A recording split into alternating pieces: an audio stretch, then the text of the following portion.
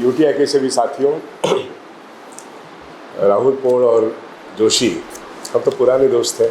हमारे सामने जो विषय है वो हमारी 1994 की पेंशन, और हम लोग बात कर रहे हैं पूरे सर्विस कंडीशन के बारे में। अभी तो मैं नहीं बात करूँगा क्योंकि पूरे सर्विस कंडीशन के बारे में ऑल इंडिया यूटीआई ऑफिसर्स ने स्ट्रक्चर्ड वेजेस मांगे हैं, बहुत सारी सर्विस कंडीशन की बातें हैं, लेकिन उनका कॉमन मुद्दा है पेंशन। क्लास 3 क्लास 4 का कॉमन मुद्दा है पेंशन। जो बीएसएस में गए उनका कॉमन मुद्दा है पेंशन। इसलिए हम लोगों ने बम्बई, दिल्ली, मद्रास और कलकत्ता में मीटिंग लेके एक बार तय किया। दूसरी बार फिर दिल्ली गए, एक बार मुंबई में भी आए थे। ये सारी मीटिंगें इसलिए हमने की कि कॉमन इशू पेंशन है, और पेंशन में हम कहते हैं कि इंडेक्सिंग पेंशन के बारे में बहुत सारी संकल्पना है, लेकिन मैं जो बात करता हूँ वो इंडेक्स लिंक की, मतलब जो पेंशन इस देश में all India consumer price index से जुड़ी है वो पेंशन। अरे आपने जो तनख्वाह ली है ना, उसमें भी इंडेक्स फिगर कितने थे मुझे मालूम नहीं। एक एडहॉक सैलरी आप लोगों को मिलती थी, स्ट्रक्चर्ड सैलरी आपको नहीं मिलती थी। आपके क्लास 3 और क्लास 4 को स्ट्रक्चर्ड सैलरी मिलती है, और वो आरबीआई का होने के बाद उनको मिलता है ऑटोमेटिकली। या ऑटोमेटिक का ज़माना जो है ना, इसलिए आप लड़ते नहीं हो, समझते नहीं हो। बुरा मत मानना, आपको पेंशन जब आई, पेंशन की जब बस आई, तो आपको मालूम ही नहीं था कि वो पेंशन की बस है। आपने उस बस में पैर रखा ही नहीं, बस निकल गई। वो बस आई थी 1994 में। तो आपके लोगों को उस वक्त पता नहीं कौन थे, उन्होंने कुछ कहा भी नहीं। अब पूरी नौकरी चली गई, आपकी संगठन ने मांगा हमें पेंशन चाहिए, हुआ नहीं कुछ भी। तो संगठन को इस यूनिट ट्रस्ट ऑफ इंडिया की जो मैनेजमेंट है, इसने कभी नहीं माना।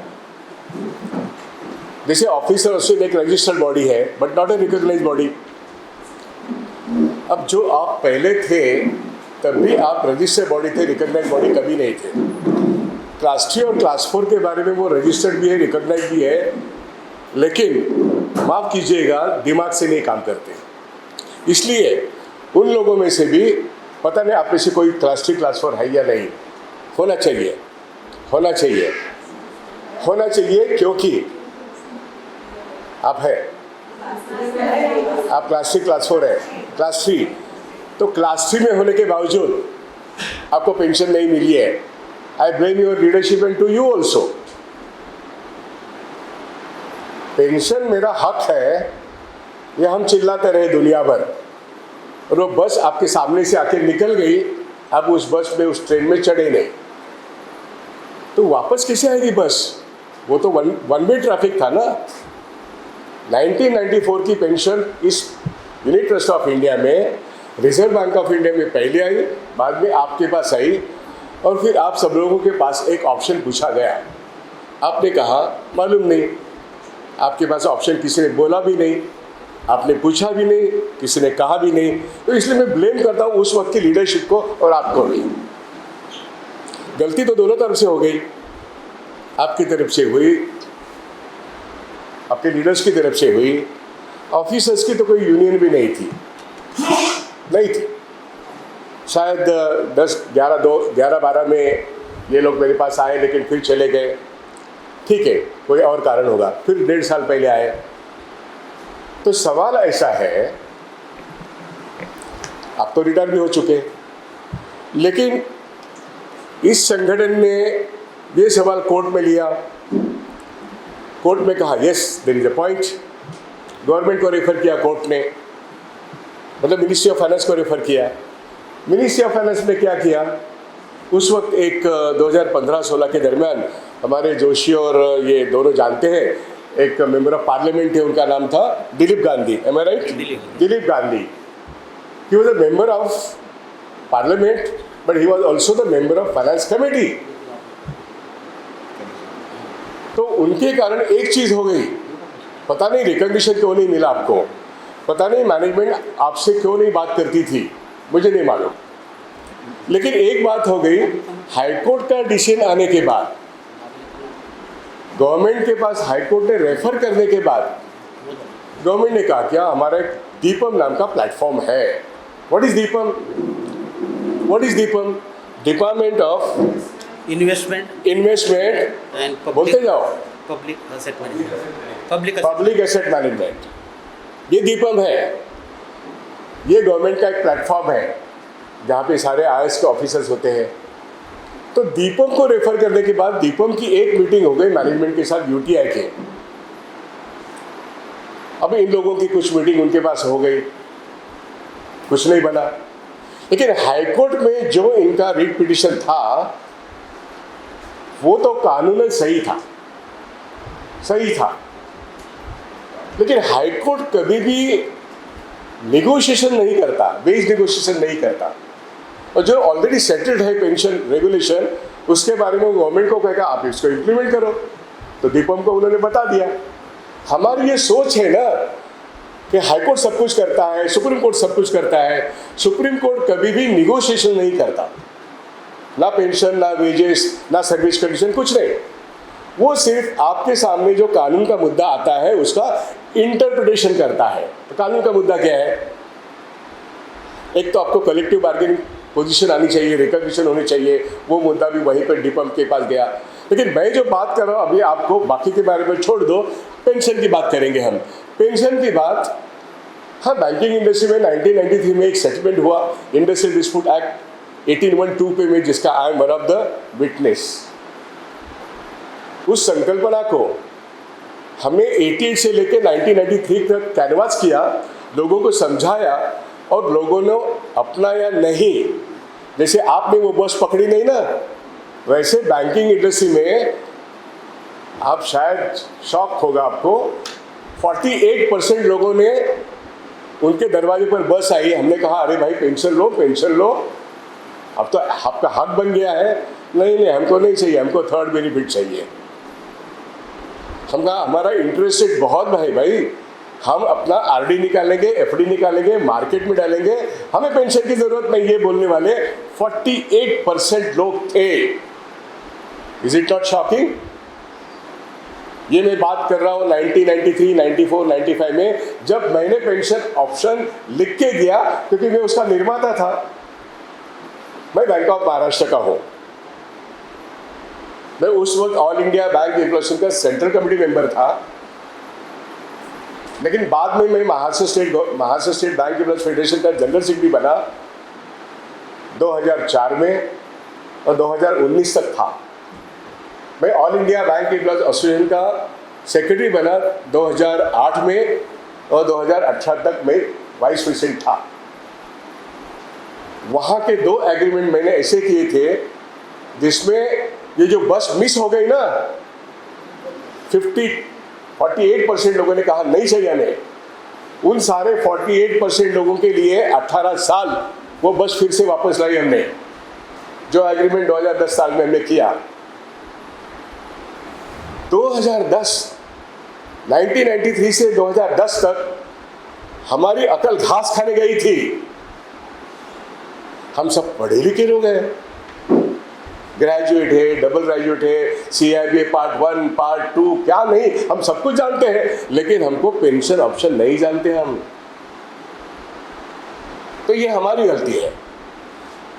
हमने कहने के बावजूद, हमने एग्रीमेंट करने के बावजूद, लोगों ने कहा आप मत सिखाओ हमें, मार्केट हमें मालूम है, इंटरेस्ट रेट हमें मालूम है, इकोनॉमी हमें मालूम है, आप पागल हो। तो हम पागल हो गए। हमने बहुत सारे स्ट्राइक की। और यूनिट ट्रस्ट में तो ऐसे हुआ है कि हमने एग्रीमेंट करने के बाद रिजर्व बैंक ऑफ इंडिया ने भी नहीं लिया ना, वहाँ की यूनियन भी कहते रहे हमको थर्ड बेनिफिट चाहिए। इसीलिए यूनिट ट्रस्ट ऑफ इंडिया के उस वक्त जो नेता लोग थे, आज भी कुछ लोग हैं, वो अभी भी सुप्रीम कोर्ट में थर्ड बेनिफिट मांगते हैं। वो थर्ड ऑप्शन है या थर्ड बेनिफिट है, उन्हीं से पूछो। लेकिन पिछले 8-10 साल से वो केस सुप्रीम कोर्ट में है। दुनिया भर में कहीं भी थर्ड बेनिफिट नाम की कोई चीज है नहीं। लेकिन मांगने वाले यूनियंस थे। अब वो सारे यूनियंस कहते हैं हमको तो पेंशन दिलवा दो 2010 में। मैंने बहुत बार कहा सब लोगों के सामने कि वो 2010 में 3.5 लाख लोगों को हमने पेंशन का दूसरा ऑप्शन दिलवाया। जिन लोगों ने 1993-94 में नहीं हम नहीं लेंगे कहने वाले लोग, पेंशन ऑप्शन के लिए हमने बोला स्ट्राइक करो, स्ट्राइक किया, ये करो वो करो, आंदोलन किया। सरकारें आती रहती है, सरकारें जाती रहती है, हर सरकार के साथ हमको लड़ाई करनी पड़ती है। हम लोग हर पॉलिटिकल पार्टी जो केंद्र में सत्ता में थे उसके साथ लड़े हैं, लेकिन हम पॉलिटिकल इशू को पॉलिटिसाइज करने में कामयाब हो गए। सारे पॉलिटिकल पार्टी, आप में से कोई कांग्रेस को वोट करता होगा, बीजेपी को करता होगा, कोई और किसी पार्टी को वोट करता होगा, लेकिन आपको इस इशू का पॉलिटिसाइजेशन कभी आया नहीं, मालूम नहीं पड़ा। इशू का पॉलिटिसाइजेशन समझना ये अपने आप में एक पॉलिटिक्स है। आप चाहे किसी भी पॉलिटिकल पार्टी को वोट दो, सवाल ये है कि 2010 में जो एग्रीमेंट है उसका मैं सिग्नेटरी हूँ, तब भी आप मेरे पास नहीं थे। आपका सूर्यकांत महाडिक नाम का एक रिजर्व बैंक ऑफ इंडिया का नेता मेरा कलीग था वो, उसको मैंने कभी पूछा ही नहीं क्योंकि वो क्लास 3 क्लास 4 को देख रहा था, तो उसके हिसाब से तो सब लोग हाई पेंशन में। लेकिन ये लोग ऑफिसर्स मेरे पास शायद मेरे ख्याल से 12 में आ गए, 2012 में आए, 12 में आए, 15 में चले गए। तब हम और कुछ बोल रहे थे, हम पेंशन नहीं बोल रहे थे, हम और कुछ बोल रहे थे। पेंशन की बात अभी आई, अभी 1.5 साल पहले। अब पूरे भारत में पेंशन का जो नक्शा है, एक तो पॉलिटिकल नक्शा होता है ना, एक तो पॉलिटिकल मैप होता है ना, लेकिन इस पॉलिटिकल मैप में हम पेंशन का मैप निकाल के देखो, central government, railway, post, public sector, banks, insurance, कहीं भी जाओ, 2004 के बाद पेंशन बंद हो गई, इंक्लूडिंग आरबीआई एंड यूटीआई।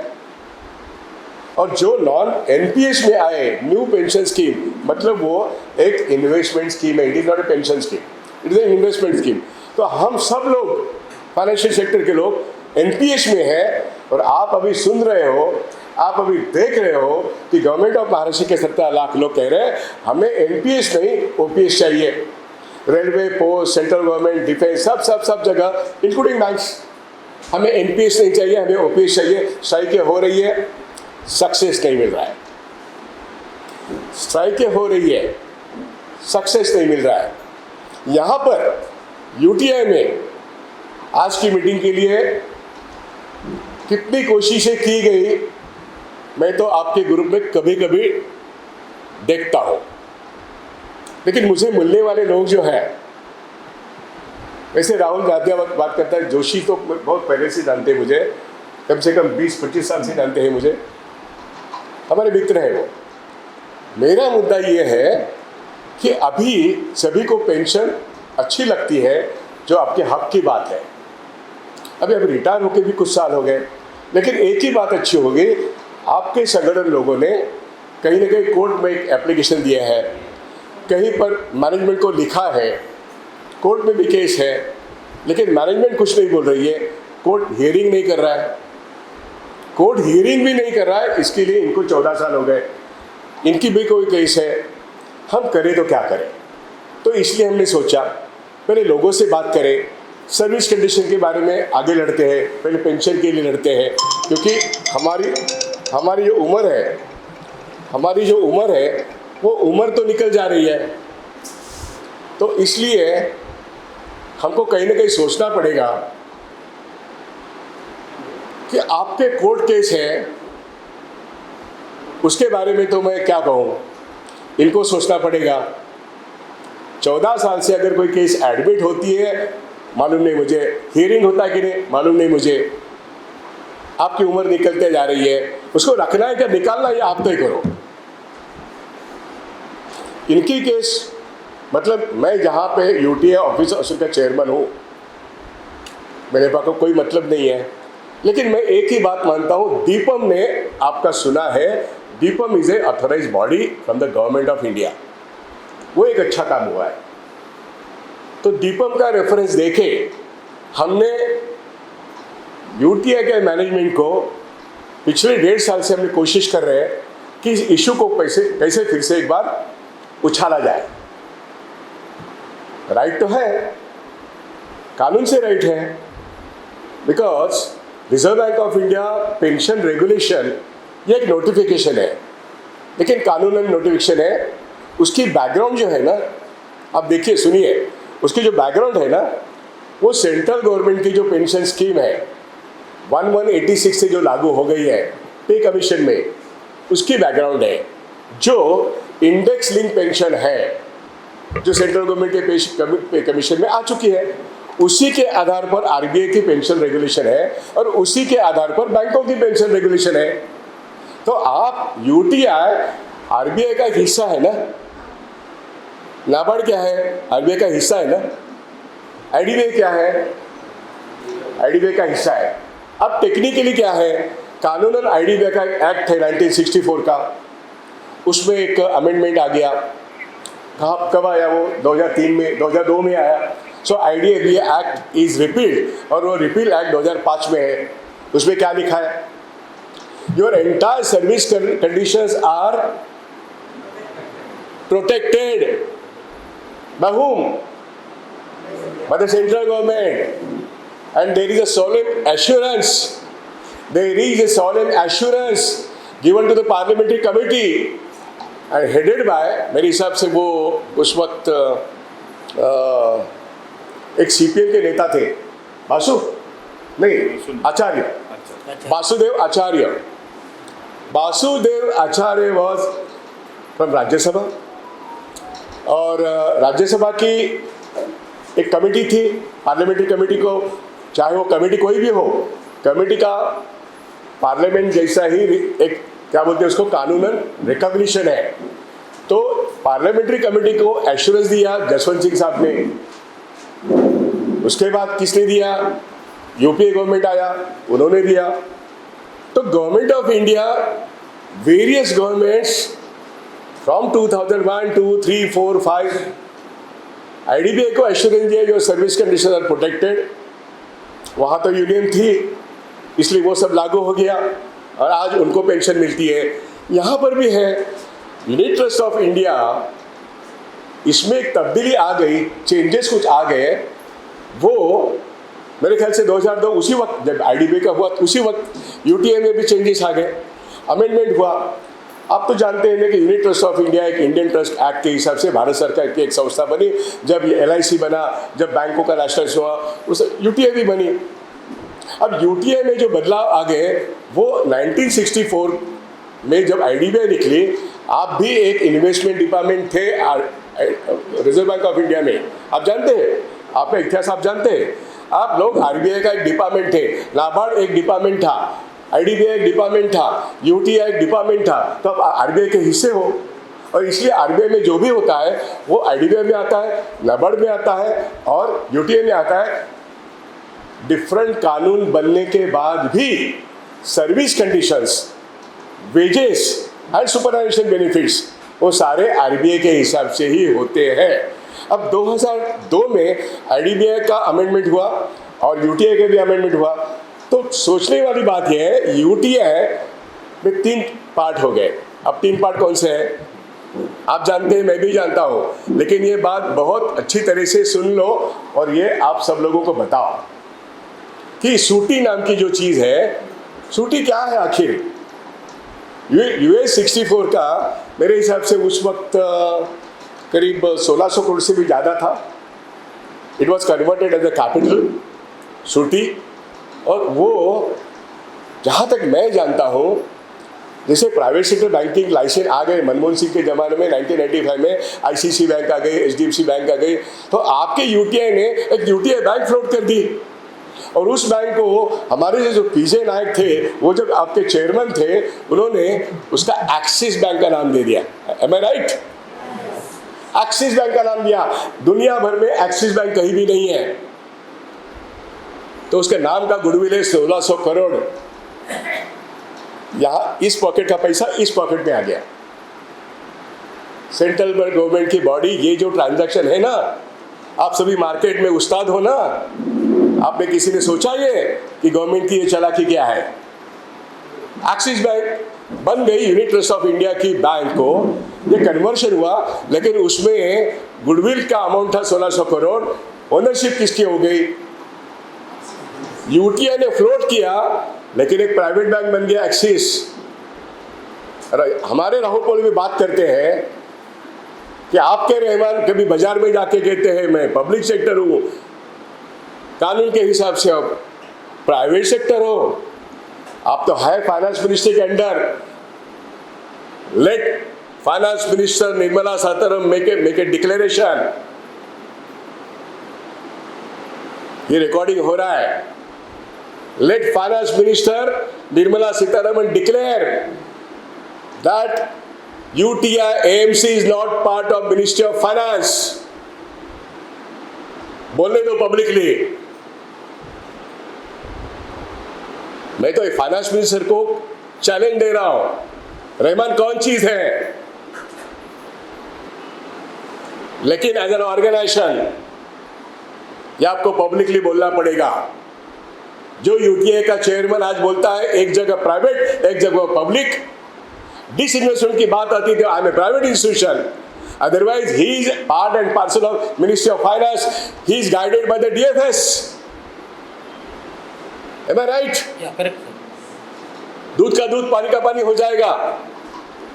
झूठ बोलने की भाई कोई एक हद होती है, लेकिन आज ये लोग झूठ इस तरीके से बोल रहे हैं जैसे IDBI bank for the regulatory purpose it is a private sector bank, इसलिए बेचा जा रहा है। Otherwise, as per the 1964 law and subsequently repealed Act of 2005, IDBI is a public sector bank. I was leader of class 3, class 4 and officers. Even today, I am the leader of IDBI bank officers. वहाँ पे सब कुछ मिलता है, लेकिन IDBI bank is for the sale. And as a shareholder of IDBI bank, I have challenged the sale of IDBI bank in Mumbai High Court. Whenever that case will come up, I am the challenger.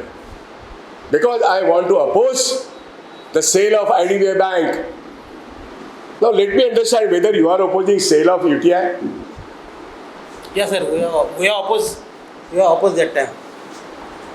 इनका एक case है, इसीलिए Rahul pole and षणमुखानंदम and Abrol ये सब लोग lead लेके बोल रहे हैं UTI is a public sector institution, उसको हाथ लगाओ तो खबरदार, इनकी केस है कोर्ट में। But they are fighting for whom? सोचिए आप किसके लिए लड़ रहे हो? क्या आपके लिए लड़ रहे हैं? क्या इस देश की जनता के लिए लड़ रहे हैं? ये यूटीआई ऑफिस एसोसिएशन इस देश की जनता के लिए लड़ रहे हैं। आपकी तो लड़ाई है ही। आपकी सर्विस कंडीशंस ऑफिसर्स की कॉन्ट्रैक्ट में है, और इसीलिए कोई रेगुलेशन नहीं, कुछ नहीं।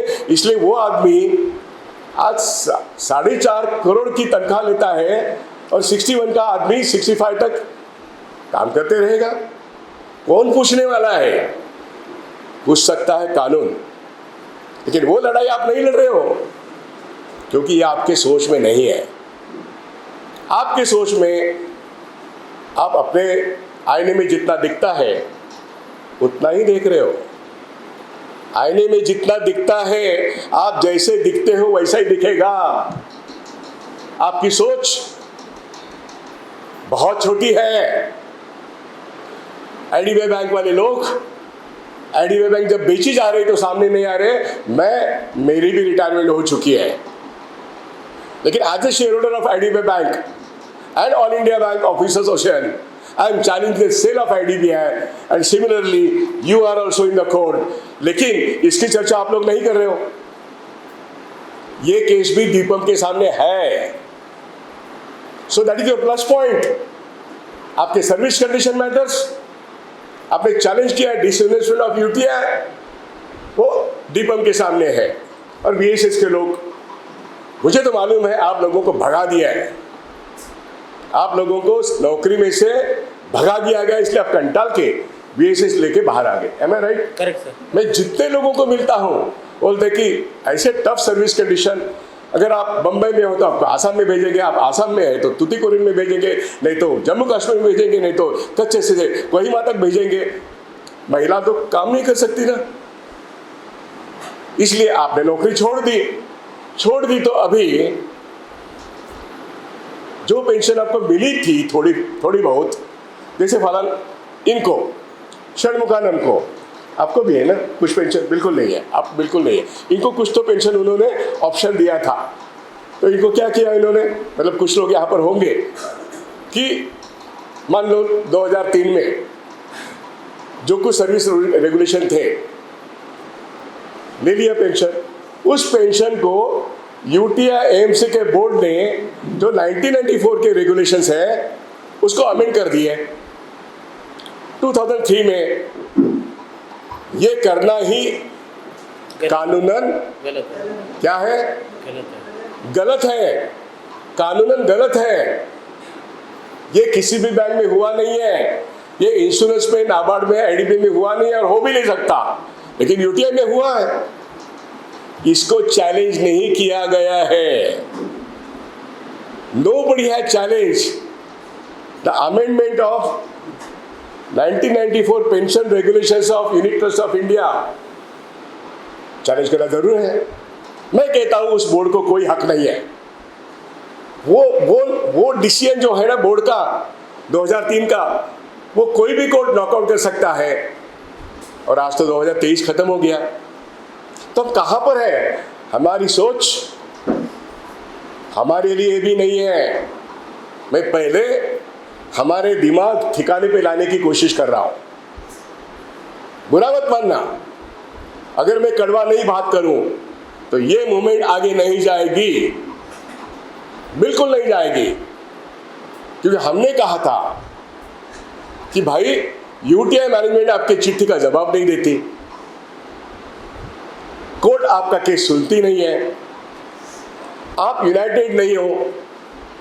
एक केस क्लास 3 क्लास 4 की वहां पे पड़ी है, मुझे तो वो साठगांठ लगती है। जो केस यूनियन ने जीती ट्राइब्यूनल के लेवल पर, उसको मैनेजमेंट जाके कॉन्टेस्ट करती है, और वो केस कभी हियरिंग के लिए आती ही नहीं सुप्रीम कोर्ट में। कितने साल हो गए भाई? 7 साल। क्यों नहीं आती? दोनों वहां के एडवोकेट शेक हैंड करके लोगों का नुकसान कर रहे हैं। उसमें शायद क्लासिक के कुछ लोग यहाँ पर होंगे। नुकसान आपका है, आपने ऑप्शन नहीं लिया और सुप्रीम कोर्ट डिसाइड नहीं कर रहा है। डिसाइड क्यों नहीं कर रहा है? दोनों वकील एक साथ आते हैं या आते ही नहीं? आपका क्या प्रेशर है? आपकी यूनियन का क्या प्रेशर है? आपके यूनियन के एक नेता से मैं मिला हूं जो मेंबर ऑफ पार्लियामेंट है, बार बार मिलता हूं, वो मेरे दोस्त है। जैसे आरबीआई के लोग मेरे दोस्त थे, बैंकों के तो है ही, आप भी मेरे दोस्त हो। तो मैंने पूछा क्लास 3 क्लास 4 के लीडर को कि भाई ये आपके जो लोग हैं ये आपके कंट्रोल में है नहीं है? लगता है कंट्रोल में नहीं है। लेकिन आपके ऊपर कौन से किसका कंट्रोल है? आप तो रिकॉग्नाइज भी नहीं हो। आप क्यों नहीं लड़ने को सामने आते हो?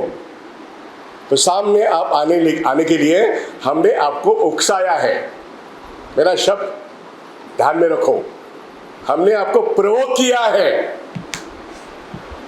कि आप खुद अपने सिग्नेचर से एक एप्लीकेशन करो कि मुझे 1994 की पेंशन, मैं उसकी हकदार हूं। मैं एक स्त्री हूं, एक पुरुष हूं, सर्विस में थे हम लोग, तो हमारी संगठन ने उसकी मांग की, वो दीपम के सामने आया है, वो बम्बई हाईकोर्ट का डायरेक्शन है। तो ये हमारा कानूनन मुद्दा है, हमारा ये कानूनन मुद्दा है। हम दीपम के रिपोर्ट को आधार मानकर रहमान पर एलिगेशन करके फिर उसको बोल सकते हैं, लेकिन हमने ये रास्ता चुना कि भाई आप सब लोग मिलके class 3 class 4 officers, recognise non recognise individuals, आप सब लोगों को पेंशन लागू है। लेकिन मिला नहीं है, ऑप्शन ही आया नहीं है। जिन लोगों के पास ऑप्शन आया, इनकी हालत क्या हो गई? षणमुखम की हालत क्या हो गई? तो इनके डीए के ऊपर 3% का सीलिंग आ गया। ये गलत है, अन्याय है। तो बेसिक बढ़ता भी नहीं और डीए भी बढ़ता है, उसके ऊपर सीलिंग आ गया। तो अभी मुझे वो कह रहे थे कि भाई किसी का पेंशन 26,000 है, तो इनका पेंशन भी 30,000 ही है या और कुछ होगा। लेकिन मिलना कितना चाहिए था? मेरे हिसाब से तो आपको 65-70 हज़ार मिलना चाहिए था। 65,000 70,000 की पेंशन के आप लाभार्थी होना चाहिए था। आपने कुछ कॉन्टेस्ट नहीं किया है। अभी आप सब लोगों के क्लास 3 क्लास 4 के बेसिक्स, क्लास 3 के बेसिक्स अच्छे हैं, मेरे ख्याल से आपके ऑफिसर से भी अच्छे हैं, तो उनको भी पेंशन ट्रंकेटेड ही है। वो डीए का जो फैक्टर है ना, वो ट्रंकेटेड ही है। और ये ऑफिसर जो है जिन्होंने 1994 की पेंशन अडॉप्ट की, उनके लिए डीए मार दिया गया, तो एक मुद्दा है। और जो ऑप्शन उन्होंने लिया उनका एक मुद्दा बन गया। दूसरा मुद्दा इनका वीएसएस वालों का, इनको भगा दिया गया। लेकिन 1994 के वक्त ये थे ना, इनको ऑप्शन आया ही नहीं, या आया तो सर्कुलर बताया ही नहीं। ऑप्शन इनको हर एक के पास से यस या नो लेना तो चाहिए। ये तो कानूनन मैनेजमेंट की ड्यूटी है ना। जैसे मैं बैंक ऑफ महाराष्ट्र में हूँ, मैं नेता हूँ, मैं लोगों को समझाते फिरा, फिर भी 70% लोगों ने माना, 30% लोगों ने मेरा माना नहीं मेरे कहने के बाद। लेकिन मैनेजमेंट ने तो सबके पास हाँ भाई यस कहो या नो कहो। इसलिए आज मुझे मालूम है उस वक्त 70% लोगों ने कहा यस हमको चाहिए, 30% ने कहा नो हमको नहीं चाहिए, और 30% लोग उनको 2010 तक रुकना पड़ा। इंडस्ट्री का एवरेज 48, 52, मेरे बैंक का एवरेज 70 और 30। तो ये हमारी सोच को क्या हो गया है। लेकिन यहाँ पर बहुत सारे लोगों को पहला ऑप्शन भी मिला नहीं है, जो मैनेजमेंट की ड्यूटी थी। अगर है तो ऑफिस रिकॉर्ड में से बताओ कितने लोगों ने यस कहा, कितने लोगों ने ना कहा। यूटीए के पास अगर ऑफिस रिकॉर्ड है तो आना चाहिए कानून के सामने, नहीं आ रहे, सवाल हम पूछेंगे और पूछते रहेंगे। तो हमने स्ट्रैटेजी ये बनाई कि भाई हम सब लोग मिलके, एक वीएसएस का उदाहरण हुआ, ये सुपर एनुएशन का उदाहरण हुआ, क्लास 3 का वो उदाहरण हुआ, और तीसरा उदाहरण क्या हो सकता है, ये सारे उदाहरण हो गए। तो हम सब मिलके दुखी है ना। एक ऑप्शन मिलके ट्रंकेटेड डीए आ गया, किसी को ऑप्शन ही मिला नहीं, और नाबार्ड में 3 ऑप्शन, आरबीआई में 3 ऑप्शन, बैंकों में 3 ऑप्शन। हमारी लड़ाई वहाँ पर अपडेशन ऑफ पेंशन की है। मतलब 93 में जो बेसिक था वो 98 में पेंशन वालों का बेसिक बढ़ना चाहिए, नहीं हुआ। 98 से 2002 बढ़ना चाहिए, नहीं हुआ। 2002 से 2007 बढ़ना चाहिए, नहीं हुआ। लाइक दैट 11 बाइफर्डेट हो गए। बेसिक पेंशन नहीं बढ़ा, लेकिन वहाँ पे महंगाई भत्ता पूरा मिलता है, जिसे मैं एक पेंशनर हूँ। लेकिन मेरी लड़ाई वहाँ पर अभी भी 14 लाख लोगों के लिए है, अपडेशन ऑफ पेंशन। लेकिन हमको पेंशन मिलती है। बेसिक अपडेट करना ये काम है, और वो लड़ाई हम जीतेंगे, पक्का जीतेंगे। लेकिन यहाँ की लड़ाई शुरू से शुरू नहीं हुई। जो बात शुरू से शुरू नहीं हुई उसको इतने साल के बाद शुरू करना है, तो सोए हुए लोगों को जगाना है। और सोए हुए लोग कौन है? पढ़े लिखे लोग हैं, घर में बैठे हैं, और व्हाट्सएप पे उछल कूद करते हैं, बहुत ज्ञान बांटते हैं, बहुत ज्ञान बांटते हैं। लेकिन अपने हाथ से पेन लेके, वो जो पेंशन मुझे चाहिए, मेरा हक है, ये जो ड्राफ्ट हमने दिया राहुल पोल ने, हमने 6 मीटिंगें ले, हमने डिसाइड किया, सबसे बात करके पता किया कि 1200 लोग हैं भाई जिनको चाहिए। तो 1200 लोग अगर 2 तरीके से लड़ सकते हैं, एक रास्ते की लड़ाई, कानून की लड़ाई, तो दोनों लड़ाई में आदमी तो चाहिए। जिनके लिए लड़ना है वो अगर सामने नहीं आते, तो मैंने बहुत बार कहा मुझे मीटिंग करनी है, किनके लिए लड़ना है वो तो बताओ। तो ये एक पॉलिटिकल पार्टी का ऑफिस है, इन्हीं का एक ऑफिस माहिम में है, वहाँ पे हमने मीटिंग की, शायद 80-85 लोग थे वहाँ पे हमने, हमारे ये थे, क्या नाम उनका, आपके पवन एब्रॉल, उन्होंने मीटिंग करवाई, अच्छा मीटिंग हुआ, सब जगह मीटिंग की। लेकिन हमने सोचा कि 1200 लोग अगर पेंशन से वंचित है, डिप्राइव्ड है, हर आदमी लिखेगा अपने हाथ से कि मैं 1994 के पेंशन का हकदार हूँ, मैंने मांगा था, मुझे नहीं दिया गया, मुझे ऑप्शन पूछना आपका काम था, आपने नहीं दिया, आपने गलती की है। और दीपक के सामने मुंबई हाईकोर्ट के डायरेक्शन के बाद मिनिस्ट्री ऑफ फाइनेंस ने कहा है कि इनके साथ बात करो, मेंबर ऑफ पार्लियामेंट है आपके साथ, वहाँ पे मिनट्स है, वो आधार लेके हम इतना ही करना चाहते थे कि आपका एक पिटीशन बैंक के पास जाए। 8 महीने लग गए 500 लोगों को लिखते लिखते लिखते, और पिछले 2 महीने में ये तो हाथ धो के पीछे पड़ा आपके, तब जाके 500 हो गए। तब तक तो 250 भी नहीं थे। अब हम क्या करें? पढ़े लिखे लोगों को उनका संगठन चलाना इस देश में बहुत मुश्किल हो गया है। मैं अगर आंगनवाड़ी या आशा वर्कर्स की मोर्चा में मैं जाता हूँ, मैं उनका भी लेता हूँ, लाखों लाखों लोग आते हैं, उनकी तनख्वाह शायद 6,000 7,000 भी नहीं होती, वो तनख्वाह भी नहीं होती, वो ऑनरेरियम होता है। लेकिन लड़ते हैं लोग, जिंदगी जीने के लिए लड़ते हैं, और हम हमारे हक की लड़ाई लड़ने के लिए 1 इंच भी नहीं आते। तो सवाल 1200 में से अभी 500 लोग आए, और बाकी के लोग कहाँ हैं? कुछ लोग कहते मेरी उम्र हो गई, तो मैं क्या कहूँ? मैं किसके लिए काम करूँ? ये किसके लिए काम करेगा? ये किसके लिए काम करेगा? हम आपस में सभी उम्र वाले लोग हैं ना। लेकिन अच्छी ज़िंदगी जीने के लिए जो हक की लड़ाई हमने 1990 से लड़ी, 93 में हक लिया, और वो जब बस मिस हो गई तो 2010 को, तो I am proudly saying that I am the signatory of that bipartite through which 3.5 lakh people who were deprived of pension option number 2 they got it. और वो पेंशन क्या है? वो पेंशन ये है कि आपका प्रोविडेंट फंड, उसका 50% आप मैनेजमेंट के पास रखते हो, 50% आप लेते हो। तो मैनेजमेंट के पास जो 50% रहा है, उसमें मैनेजमेंट जो है किसी भी बैंक की हो, LIC, GIC बैंक, UTI, सब लोगों को एक ही रूल है कि प्रॉफिट में से प्रोविजन करना पड़ता है आपको पेंशन देने के लिए। This is exactly 1993 pension regulation. बैंकों में आपके इधर 1994, तो आपका ट्रस्ट बना नहीं बना मालूम नहीं आपको। आपके UTI में ट्रस्ट नहीं बना। आपकी UTI के मैनेजमेंट जितने पेंशन वाले हैं, रहमान भी है ना उसमें, आपका चेयरमैन, तो इनके लिए वो एन्युटी परचेस करते हैं LIC में से।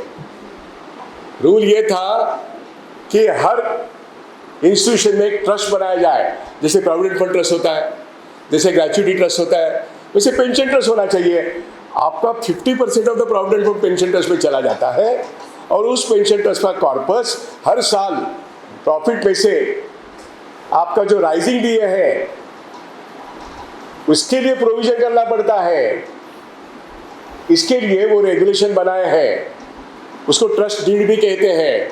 उस ट्रस्ट डीड के मुताबिक प्रोविडेंट फंड चलता है, ग्रेच्युटी चलता है, और पेंशन ट्रस्ट भी चलता है। तो LIC वालों ने भी एन्युटी ली, आप लोगों ने भी एन्युटी ली। तो आपका जो पेंशन लेने वाला जो लोग है, उनका पेंशन अभी एन्युटी लिया है LIC से, तो वहाँ से मिलता है। That means unit trust of India is not following proper rules also. उन्होंने खुद का एक ट्रस्ट बनाया नहीं है। तो हमने we have not contested anywhere so far. लेकिन फिर भी मैं कहता हूँ, दीपम के पास वाया बॉम्बे हाई कोर्ट जो डिसीजन गया है थ्रू गवर्नमेंट, वही हमारा बेस है। और यूनियंस के साथ जो बात उस वक्त रहमान ने की, या UTI के जो मैनेजमेंट के लोग थे उन्होंने की है, उसी को लेकर हमको आगे बढ़ना चाहिए। और आप 500 लोगों ने भी किया है, थैंक यू सो मच। तो आगे बोल रहे हैं कि नेक्स्ट स्टेप क्या है, नेक्स्ट स्टेप क्या है। मैं तो कहूँगा कि अगले 15 दिन में क्या हमारे 1200 माइनस 500 लोग सामने आएंगे, 700 लोग सामने आएंगे। ये हमारा ज्ञान जो है, जो बहुत देरी के बाद हमें मालूम हो गया है, तो और 700 लोगों को ये ज्ञान मिलने के लिए अभी और कितना टाइम चाहिए? नंबर 1 ये आपका काम है। आपके पास तो अभी एक मोबाइल होता है, टेक्नोलॉजी है, आप इस्तेमाल करो, अपने कलीग्स को ढूंढो, उम्र कितनी भी हो, बेनिफिट चाहिए कि नहीं। तो ball is in your court. अभी हमें कुछ लोग कहते हैं हमको आंदोलन करना चाहिए। मैं तो आंदोलनजीवी आदमी हूँ। स्टूडेंट लाइफ से मैं आंदोलन ही करता आया हूँ। मैं तो चाहता हूँ 1200 लोगों का इकट्ठा एक बहुत बड़ा शानदार, एक बार नहीं बार बार लगातार, जब तक आप अपना न्याय हक नहीं लेते हो तब तक हम लड़ेंगे। लेकिन किसके लिए लड़ना है? आदमी तो सामने आए। अब बहुत अच्छी बात है कि महिलाएं इतनी बड़ी संख्या में आई। रियली आई अप्रिशिएट इसलिए करना चाहिए, जब महिला सामने आती है तो जीत पक्की है। मैं बिल्कुल आपकी प्रशंसा नहीं करना चाहता हूं। ये एक अगली मतलब सक्सेस का एक इंपॉर्टेंट स्टेप है कि आप सोचने लगे हो। और इसलिए मेरा मुद्दा यह है कि 500 बढ़ते जाएगा कि नहीं। नंबर 1, यूटीआई मैनेजमेंट ने आपकी चिट्ठी का जवाब नहीं दिया। All India UTI officers association की चिट्ठी का जवाब नहीं दिया, बहुत सारी लिखी। All India bank officers association के नागराजन जनरल सेक्रेटरी, उन्होंने भी लिखा है। और हमने ये भी किया है, हमने आपके यूटीआई को लिखा, हमने मेंबर ऑफ पार्लियामेंट को लिखा, मेंबर ऑफ पार्लियामेंट ने मिनिस्टर ऑफ फाइनेंस को लिखा, प्रेसिडेंट ऑफ इंडिया को लिखा, प्राइम मिनिस्टर ऑफ इंडिया को लिखा। एक बार नहीं 3 बार लिखा। दिल्ली में तो 2 बार हम गए थे। उसमें कांग्रेस है, आप है, टीएमसी है, बीजेपी भी है, सीपीएम है, सीपीआई है, सब लोग हैं। सब लोग चाहते हैं कि आपको पेंशन मिले। ऑल इंडिया बैंक ऑफिसर्स ने करीब 300 मेंबर ऑफ पार्लियामेंट को लोकसभा के 2 बार मेल किया है, अगस्त में और बाद में अक्टूबर में।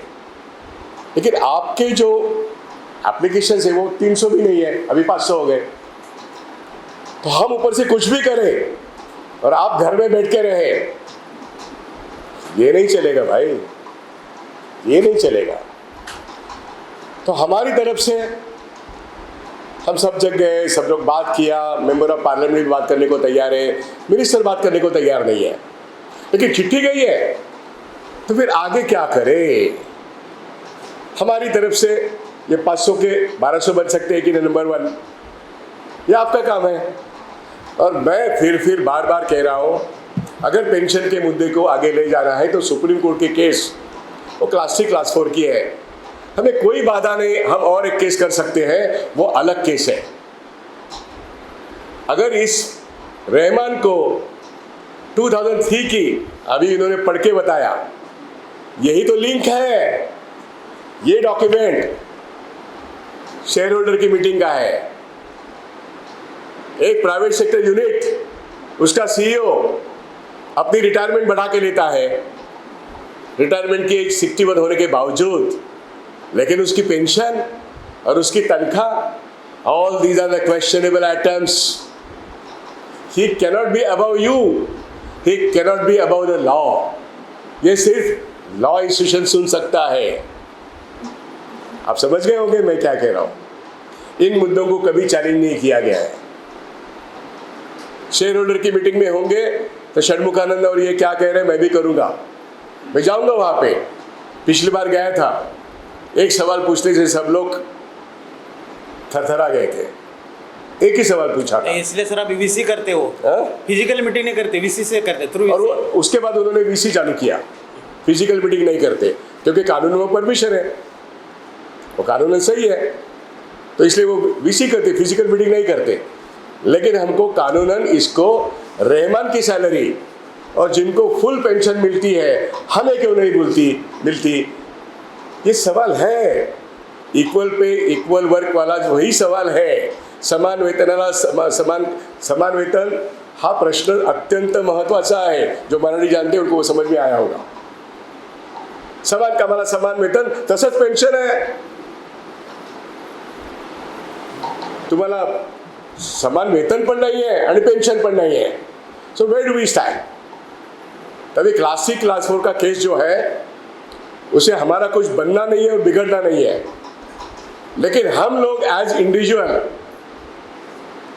हम यूटीआई के मैनेजमेंट के पास लिख चुके हैं. मैं चाहता हूं ये अलग से इंडिपेंडेंट केस मुंबई में आज के तारीख में ये 500 एप्लीकेशन 500 एफिडेविट बन सकती है मुंबई हाई कोर्ट में. 500 एफिडेविट. मैं एफिडेविट पे मांग रहा हूं मेरी पेंशन. एफिडेविट पे रहमान को बोलना पड़ेगा. कोर्ट मेरी एप्लीकेशन फेंक नहीं देगा. मेरा पिटीशन आपके साथ 500 एफिडेविट जाने के बाद एक कोर्ट का डायरेक्शन निकलेगा कि these are the affidavits I have received, you tell us what you want to say. तो मिनिस्ट्री ऑफ फाइनेंस का एफिडेविट आएगा, गवर्नमेंट ऑफ इंडिया का एफिडेविट आएगा, यूटीआई का एफिडेविट आएगा और आरबीआई का भी एफिडेविट आएगा.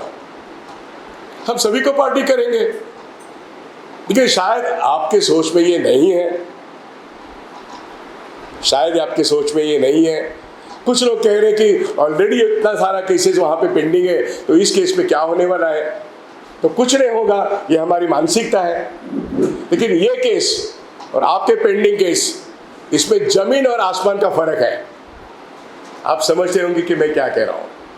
अगर ये फर्क नहीं होता तो वीएसएस की केस 19 साल आती ही नहीं. ये कैसे होता है? ये कैसे होता है? पिटीशन इन्होंने डाली है. मैंने इनके अध्यक्ष से बात की. अध्यक्ष है ना, है ना अध्यक्ष, उनसे बात की. मैंने कहा उसको विड्रॉ करो, यहाँ पे ज्वाइन हो जाओ ना, वीएसएस वाले हो ना. अभी तो सब लोग हम एक साथ हैं. अभी हमें कोई फर्क नहीं है. हम class 3 class 4 officers, recognise non recognise, हम सब लोग एक हैं. पेंशन के लिए लड़ रहे हैं. पेंशन तो सबके लिए आ गया है और बहुत लोगों को मिला नहीं है. तो पेंशन के लिए लड़ रहे हैं तो वो केस विड्रॉ करो और हम 500 नहीं 1200 एफिडेविट जब फाइल करेंगे ना तो मिनिस्ट्री ऑफ फाइनेंस को डायरेक्शन देना पड़ेगा. अब सोचिए, कहीं ना कहीं अलग ढंग से काम करने की हमको आदत डालनी चाहिए. घर में बैठ के अरे कोर्ट में क्या होता है, हाँ कुछ नहीं होगा. गलत रास्ते से जाओगे तो कुछ भी नहीं होगा. अब मैं गलत रास्ता चुना है, गलत प्रेयर है. बहुत सारे केसेस ऐसे होते हैं जो रियल केस को दबाने के लिए डाले जाते हैं. शायद आपको ये मालूम नहीं होगा. भारत देश में कारपोरेट्स यही चाल खेलते हैं. जमीन के मामले में, बहुत सारे मामले में, बहुत सारे डमी एप्लीकेशन, डमी प्रॉक्सी और डमी शब्द आपको मालूम है. आप यूटीआई वाले लोग हैं, फाइनेंशियल मार्केट में ये नाम आपको मालूम है. तो मेन केस को किल करने के लिए बहुत सारे डमी केसेस मार्केट में आते रहते हैं और मेन केस भी आती नहीं, वो केस भी आती नहीं. हियरिंग के लिए केसेस ही नहीं आते. वो आपकी हालत वीएसएस वाली वही हो गई. मेरे हाथ जोड़ के आपको कहना है वो विड्रॉ करो, ज्वाइन हो. यहाँ पर 1200 लोगों के लिए लड़ेंगे साथ में. लड़ना तो है, कोर्ट में ही लड़ना है. लेकिन रास्ते की लड़ाई भी हम में से कुछ लोग कहते हैं कि हम नहीं लड़ते. क्यों नहीं लड़ते भाई, हम लड़ेंगे. लेकिन बम्बई शहर में रास्ते की लड़ाई के लिए यहाँ पर आज़ाद मैदान नाम का एक एरिया है, वहाँ पे आपको धरना देना है, प्रेस क्लब में जाके प्रेस कॉन्फ्रेंस करना है. हमने यूटीआई की एक प्रेस कॉन्फ्रेंस की, उसको दुनिया भर के 200 पोर्टल्स ने उसको उठाया. लेकिन वो मुद्दा था डीएचएफएल की इन्वेस्टमेंट. डीएचएफएल की इन्वेस्टमेंट के बारे में हमने मुद्दा उठाया. दुनिया भर के लोगों ने कहा कि यूटीआई मस्ट आंसर इट. अब मैं आपके सामने एक मुद्दा रखता हूं. यूटीआई का प्राइवेटाइजेशन तो आपको अपोज करना है, आपने किया भी है. और आज के तारीख में इस देश की एयर इंडिया को अगर टाटा ने लिया है, मतलब दिया गया है, मैंने दिया गया है इसलिए जानबूझ के बोला, वो दिया गया है, टाटा ने मांगा भी नहीं था. अब आपका unit trust of India UTI AMC बन चुका है और आपके यूटीआई के पहले वाले चेयरमैन कौन है भाई? नाम बताओ, नाम बताओ. टाटा म्यूचुअल फंड में, टाटा में बैठे हैं ना, टाटा में बैठे हैं ना, वो टाटा म्यूचुअल फंड के डायरेक्टर है ना वो, mister Sinha. UK Sinha. Mister UK Sinha. तो मिस्टर यूके सिन्हा कहाँ पर बैठे हैं? टाटा म्यूचुअल फंड के डायरेक्टर है। रोवे प्राइस कहाँ पर है? कहाँ पर है? रोवे टाटा में है और यूटीआई का स्टेक बहुत जगह है रोवे, लेकिन रोवे आपके इधर है, उधर भी डायरेक्टर है और ये सब मिलके अब यूटीआई को खरीदना चाहते हैं। अभी नहीं लड़ोगे तो पेंशन की लड़ाई भी गई, यूटीआई भी निकल गया। जैसे एयर इंडिया के लोगों का हुआ है हाल, उनको तो घर भी छोड़ना पड़ रहा है। तो वक्त निकल के हाथ से जा रहा है और वो यूके सिन्हा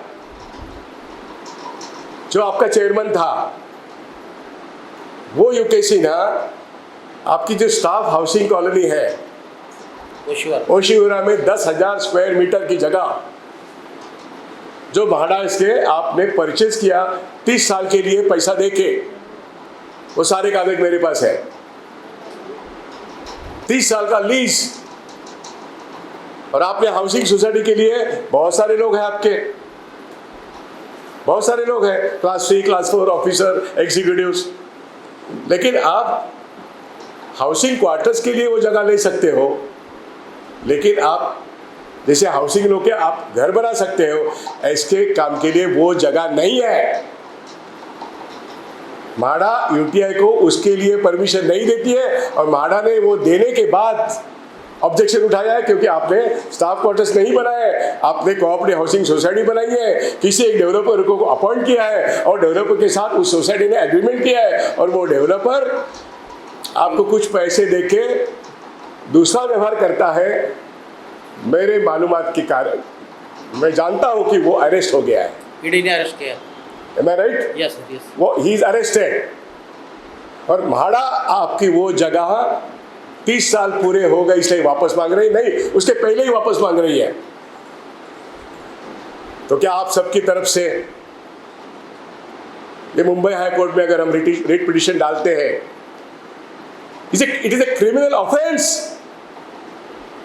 बंबई में जगह नहीं मिलती, ये पब्लिक महाराष्ट्र गवर्नमेंट की जगह है। म्हाडा की जगह मतलब क्या है? महाराष्ट्र गवर्नमेंट की जगह है, मोस्ट प्रेशियस मोस्ट वैल्युएबल, सोन्याची अंडी देणारी कोंबडी है,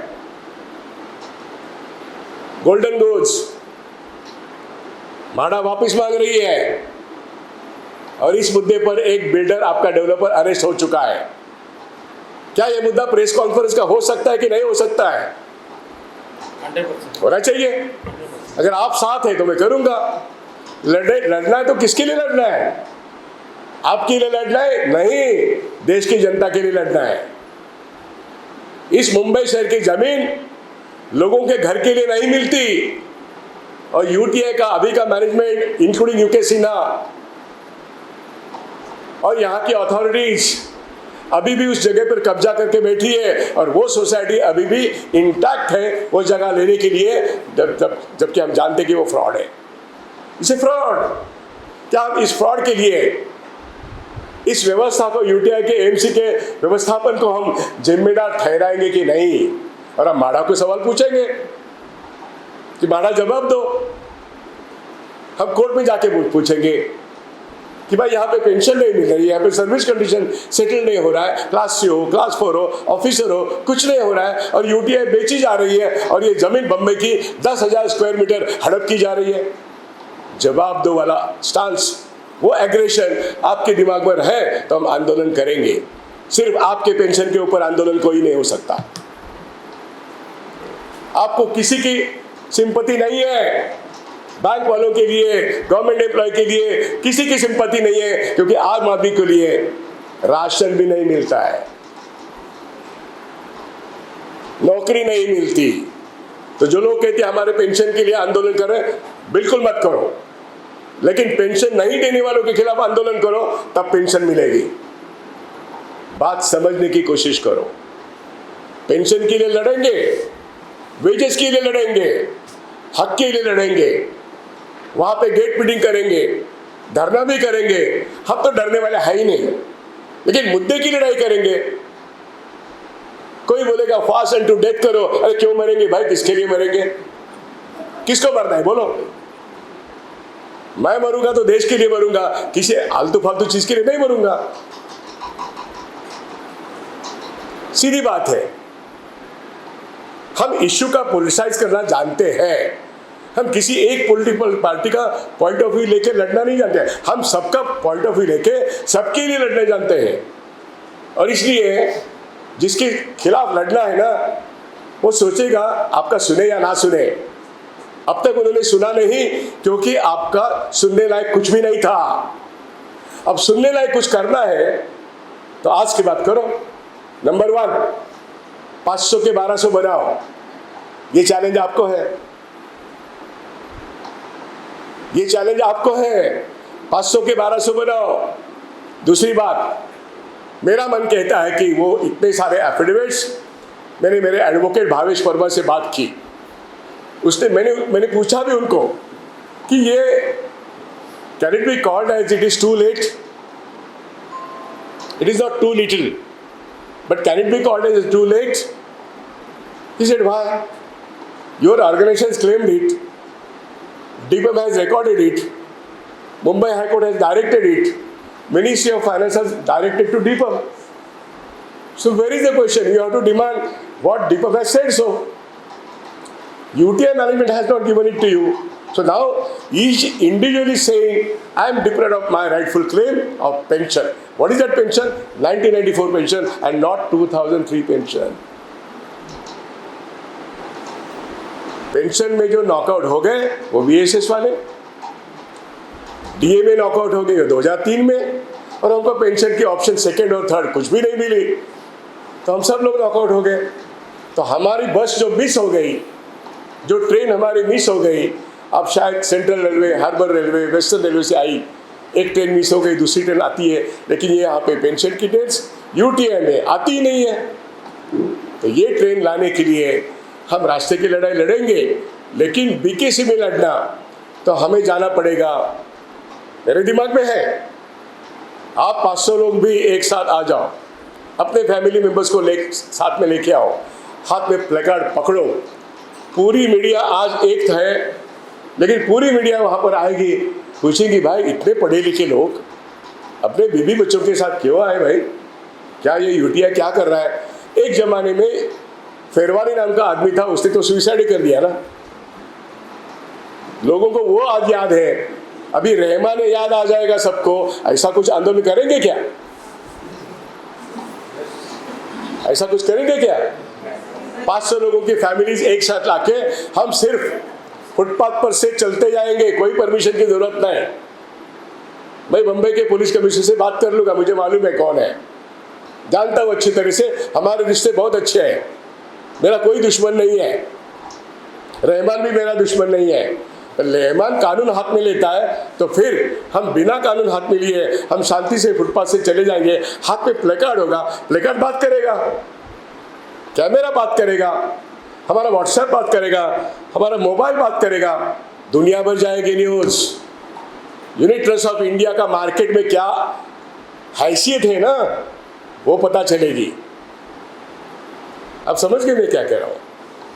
you have to politicise your issue, but because that is a genuine issue, वो आपके हक की बात है। आपके हक की बात के लिए आप अगर नहीं लड़ोगे, मैं नहीं समझता कि आपके लिए कोई लड़ोगे। मुझे कोई लोग पूछते हैं कि आप all India bank officers association और एआईबी के लीडर हो। हाँ है, लेकिन एक बैंक की लड़ाई करने के लिए, दूसरे बैंक का साथी लाने के लिए उस बैंक के लोगों को पहले लड़ना पड़ता है ना, लड़ना पड़ता है ना। वो अगर नहीं लड़ेंगे तो बाकी क्या आदमी आके लड़ेंगे? अरे बाराती ऐसे ही नहीं आते हैं, शादी में भी बाराती ऐसे ही नहीं आते भाई, उनको इन्विटेशन देना पड़ता है। और यहाँ तो जब लड़ाई की बात आती है तो इन्विटेशन देके कोई लड़ाई के लिए नहीं आता है। आप अगर दिल्ली में जनता दल पर अभी जाओ, वहाँ पे किसान लड़ रहे हैं, फैमिली के साथ आते हैं, क्योंकि उनका जीना मरना एक बन गया है। आपका शायद जीना मरना एक नहीं है।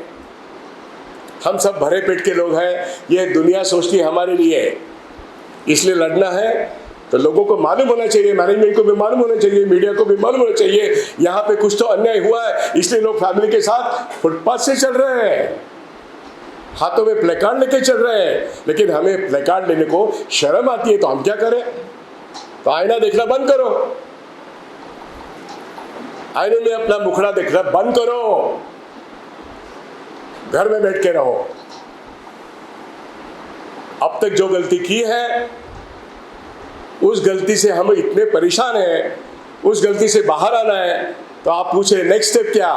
500 का 1200 करो। और हम कहेंगे रास्ते की लड़ाई, हाँ रास्ते की लड़ाई करो, करके बताएंगे। विदाउट परमिशन, पुलिस परमिशन रास्ते पे जाएंगे।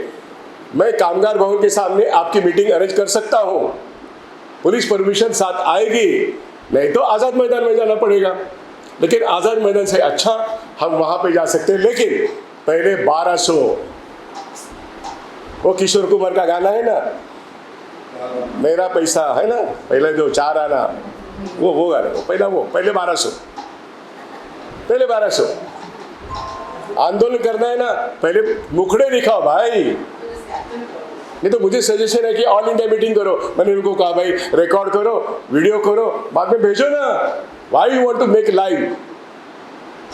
15-20 हजार खर्चा क्यों करने का? ये हमारे दोस्त का ऑफिस है, शेतकरी कामगार पक्ष है।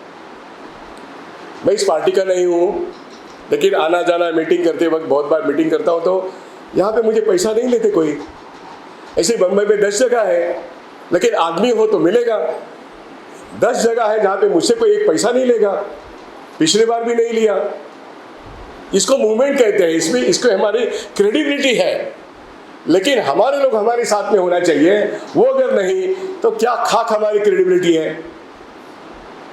हम एक दूसरे को जानते तक नहीं है, व्हाट्सएप में कुचल कूद करते हैं, ये नहीं चलेगा। संगठन अगर लाइव होना चाहिए तो लाइव मेंबरशिप दिखना चाहिए। चाहे रिटायर्ड हो, बैंकों के रिटायर्ड लोग भी मिलते हैं, उनके रिटायरीज के भी बहुत संगठन है। आज 7 लाख लोगों की रिटायरीज की all India bank retiree federation है, हर स्टेट में ऑर्गेनाइजेशन है। हमारा क्या है? हमारा तो बुनियादी सवाल है पेंशन, तो इसलिए मैं सिर्फ पेंशन के मुद्दे पर आज कॉन्सेंट्रेट कर रहा हूं। अगर आप एक स्टेप आगे बढ़ने की कोशिश करते हो तो पहला स्टेप 500 के 1200 बढ़ाओ और उसको टाइम लिमिट दे दो 10 दिन। इन द मीन टाइम मेरा दूसरा सजेशन है, मैं बार बार कहता हूं, all your cases, if it is not coming up to the stage, come on, withdraw it and come on, make a fresh case which will be admitted properly. That is an option. और हमको लड़ना है तो वकील की fees देनी है। मुझे मालूम है इनके पास पैसे नहीं है, मैं सच बोलता हूँ आपको। इन्होंने आपके पैसे लिए नहीं, इनके पास पता नहीं कितने होंगे। पैसा तो लगता है वकील, कम से कम वकील की फी देने के लिए आपको पर हेड जो खर्चा आएगा, मान लो 500 आ गए तो 500, 1200 आ गए तो बहुत अच्छा। हमको कहीं ना कहीं ये अगले 3 महीने नहीं, वो 70 दिन, अगले 70 दिन है, सिर्फ 90 दिन भी नहीं है। वो शाहरुख खान का डायलॉग है ना, वो मैं रिपीट करता हूँ। वो 70 दिन हमको लड़ाई करनी है जो मुंबई हाईकोर्ट में करनी है और गवर्नमेंट के साथ भी करनी है। गवर्नमेंट के साथ भी करेंगे, प्रेसिडेंट ऑफ इंडिया को लिखेंगे, अगेन मिनिस्ट्री ऑफ फाइनेंस को लिखेंगे, अगेन यूटीआई को लिखेंगे, एजिटेशन भी करेंगे, कोर्ट में भी जाएंगे। Let us fight a new life, for a new life. हम वो पुरानी घिसी फिटी बातें छोड़ दो, नई चीजें नई तरीके से जिस ढंग से हम करना चाहते हैं वो ढंग अच्छा हो, जिसमें आपका पार्टिसिपेशन हो। विदाउट पार्टिसिपेशन, अरे घर में हम कुछ फंक्शन करते हैं, हमारे 3-4 फैमिली मेंबर आना जरूरी है और वो नहीं आए तो घर का फंक्शन तो होता है क्या? नहीं, किसी का बर्थडे का सवाल होता है, किसी का और कुछ सवाल होता है। अगर घर के सभी फैमिली मेंबर नहीं आए तो फंक्शन ठीक नहीं होता। वही बात एजुकेशन की है, वही बात मीटिंग की है। तो इस मीटिंग के लिए व्हाट्सएप में इतना उछल कूद करना पड़ा, मैं तो देख के तंग आ गया। हमारे एप्लीकेशन देने के लिए 6 महीने लग गए हमको। हम तो पढ़े लिखे लोग हैं, तो कभी कभी ऐसा लगता है कि पढ़े लिखों को जगाना बहुत मुश्किल होता है। ये बात सही है, ये मानने पर मैं भी उतर आ गया। लेकिन मैं कहता था नहीं, सबको सब समझता है, आप तो मार्केट के लोग हैं। मुझे 1988 में जब मैंने पेंशन की बात की थी, मेरी उम्र 35 भी नहीं थी। मुझे लोगों ने कहा कि रिटायरमेंट के बाद आने वाली बात अब इस उम्र में क्यों करते हो। मुझे कुछ लोगों ने कहा अरे हम ऑप्शन देंगे एट द एज ऑफ 58। सभी लोग ज्ञान देते थे, और जब एक्चुअली एग्रीमेंट सवाल आ गया, एग्रीमेंट हो गया, पेंशन ऑप्शन का सवाल आ गया, तो 50% भाग गए। अब 23 साल 30 साल के बाद यह हालत में देख रहा हूँ, 30 साल के बाद मैं ये देख रहा हूँ। तो आप सोचिए, हमको लड़ाई शुरू से शुरू करनी है, हमारा संगठन शुरू से शुरू करना है, लेकिन हमारा इशू 30 साल पुराना है। हम वो जो हक है हमारा, वो लीगल राइट है, इसलिए हमारी जो जिंदगी है ना अभी भी बची है उस लीगल राइट को हासिल करने के लिए। और वो हासिल करने के लिए आंदोलन का रास्ता है, लेकिन लीगल रास्ता भी है। मैं दोनों रास्ते को अपनाता हूँ। मैं कभी भी आंदोलन से पीछे नहीं हटा। मैं बहुत बार अरेस्ट हो चुका हूँ, पुलिस स्टेशन में मेरा रिकॉर्ड भी है, लेकिन वो सम्मान के साथ है। एज ए नेता मैं अरेस्ट होता हूँ, और फिर वो कहते कि भाई आपको अरेस्ट करना गलत था। ये कहने वाले लोग आज कमिश्नर भी है, नाम मेरा मिनिस्ट्री में है, सेंट्रल गवर्नमेंट में भी है, गवर्नमेंट ऑफ महाराष्ट्र में भी है, बैंकों में भी है। अरेस्ट होना बुरी बात नहीं है, अच्छे काम के लिए अरेस्ट होना अच्छा नाम होता है। हमने तो दुनिया वालों के लिए, अच्छे लोगों के लिए, मजदूरों के लिए अरेस्ट हो गए हैं, हक के लिए अरेस्ट, हक की लड़ाई की है। तो मेरा आपको हाथ जोड़ के कहना है भाई कि आपके 500 1200 बनाओ, यह हमारी जिम्मेदारी है। यहाँ पे 3 संगठन है, BSS की एक संगठन है। आप सोचो भाई, और आपने तो सोचा है, मैं तो आपका चेयरमैन हूँ। मेरा तो कहना है कि आपके हमारे जो भी केसेस है, हाँ वो शेयर होल्डर की मीटिंग जो कर रहा है करेंगे, उसका एक अलग प्रेस कॉन्फ्रेंस लेंगे। आज का डिसीजन बता देता हूँ मैं, ये जो मैटर अभी इन्होंने बताया षणमुखम और इन्होंने जो बताया, इसके लिए एक अलग प्रेस कॉन्फ्रेंस करेंगे। हम यूनिट ट्रस्ट ऑफ इंडिया की आज की हालत इस देश की जनता को बताएंगे। ये सही वक्त है, मार्केट में ये बहुत सही वक्त है। नंबर 1 ये हुआ शेयर होल्डर के बारे में। ऑफिसर्स के बारे में दीपम में जितने भी सारे सवाल है उसको लेके हम आगे बढ़ेंगे, including your service condition. But for pension हम अलग अलग नहीं लड़ेंगे, हम एक साथ लड़ेंगे और एक ही लड़ाई करेंगे, और वो बम्बई के हाईकोर्ट में करेंगे। ये मेरा आपके सामने हाथ जोड़ के गुजारिश है। आपके पहले वाले सब केस विड्रॉ करो, फिर से यहाँ पे ज्वाइन हो जाओ, और सब मिलके शेयर करेंगे। वकील का खर्चा जो आएगा वो आपको मालूम होगा। मेरे तो वकील बहुत सारे दोस्त हैं, मैं भी काला कोट पहने बगैर वकील ही हूँ, लेकिन those who are fighting for a cause, there are hundreds of people जो पहले पैसा बाद में काम नहीं, पहले काम शुरू करते हैं। ऐसे भी वकील हमारे पास है, और इसीलिए मैंने नाम लेके बोला। एक भावेश परवार है जिसके साथ मैंने डिस्कशन किया, दोनों मुद्दे पर उन्होंने मुझे कहा अरे जल्दी लेके आओ। पहला मुद्दा उन्होंने मुझे कहा ओशिवरा की जमीन, जिन लोगों ने गलत ढंग से बेकायदेशीर मतलब कानून को तोड़ के कब्जा किया है, वहां पे पूरा यूटीआई मैनेजमेंट फंस जाएगा। उसको तुरंत पहला रिट पिटीशन बनाओ, सारे कागज मेरे पास है। वो रिस्क तो मुझे उठाना पड़ेगा, लेकिन वो भी फाइट करते करते आपका इशू निकल जाएगा, और आपका इशू कोर्ट के सामने एज एन एफिडेविट जाएगा। तो काउंटर एफिडेविट तो आएंगे ना, यूटीआई के आएंगे। गवर्नमेंट को बोलने दो, इनका हक नहीं है। कौन से मुंह से बोलेंगे, कौन से मुंह से बोलेंगे। मैं इतना ही सिर्फ कहता हूँ, जो षणमुखम ने कहा है कि बाइकआउट, बिल्कुल बाइकआउट मत करो। मैं तो कहता हूँ 100% वोटिंग होना चाहिए इस देश में। आज की तारीख में आपको जो पसंद नहीं है उसके खिलाफ 100% वोटिंग करो। वोटिंग आपका हक है, इस देश का कॉन्स्टिट्यूशन यही कहता है। हम अच्छे नागरिक हैं, हम कानून जानते हैं, कानून संभालते भी हैं, हमको वोटिंग करना चाहिए। इसलिए बाइकआउट की स्लोगन हमको फायदा नहीं पहुंचाएगी। बाइकआउट मतलब घर में बैठना, इसीलिए हम 30 साल घर में बैठे हैं। सॉरी टू से, Don't use the word boycott. Participate, agitate, be in the action. You participate everywhere. There can be difference of opinion. ये मेरे बहुत पुराने दोस्त है कि हमारे विचार एक नहीं है, लेकिन हम दोस्ती तो रखते हैं ना, दोस्ती तो रखते हैं, मुद्दों की लड़ाई लड़ते हैं हम लोग।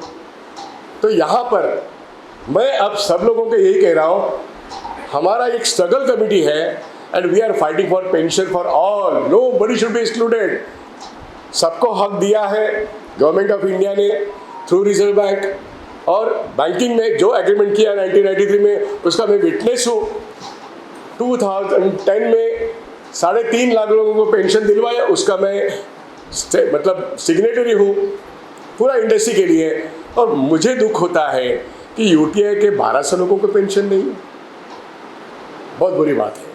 और हम लोग 8 महीने लेते हैं हमारा एप्लीकेशन देने के लिए, बोलना पड़ता है एप्लीकेशन दो, जैसे पेटीएम करो। अरे पेटीएम बंद हो गया। हाँ, पेटीएम बंद हो गया। मैंने परसों एक वीडियो निकाला, अभी पेटीएम बंद करो, ये डिपॉजिटर कह रहा है। पेटीएम बैंक आरबीआई ने बंद की 31 जनवरी को, ये तो मालूम है ना आपको। लेकिन हमको यूटीआई बंद नहीं करना है, हमको यूटीआई एएमसी चालू रखना है, हमारी पेंशन लेना है, उस पेंशन के लिए लड़ना है। और यूटीआई एएमसी किसी दूसरे के हाथ में वाया किसी और के हाथ में ना जाए, इसलिए उसका भी एक आंदोलन शेयर होल्डर हो, इन्वेस्टर्स हो, आम आदमी हो, सबको लेके करना है। इन शब्दों के साथ मैं समझता हूँ कि मुझे जो कहना था कि आपके 500 लोग आए, धन्यवाद।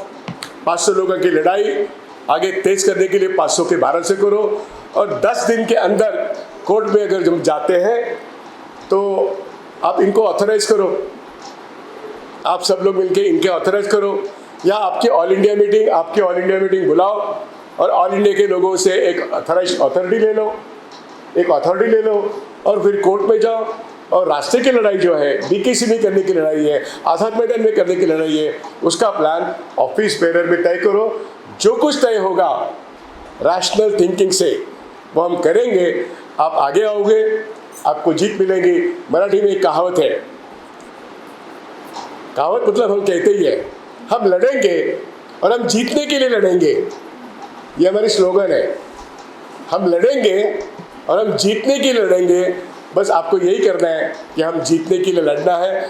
एक बार मेरे साथ कहो, हम लड़ेंगे, हम लड़ेंगे, हम लड़ेंगे, हम लड़ेंगे, हम जीतेंगे, हम जीतेंगे, हम जीतने के लिए लड़ेंगे। हम जीतने के लिए लड़ेंगे। धन्यवाद।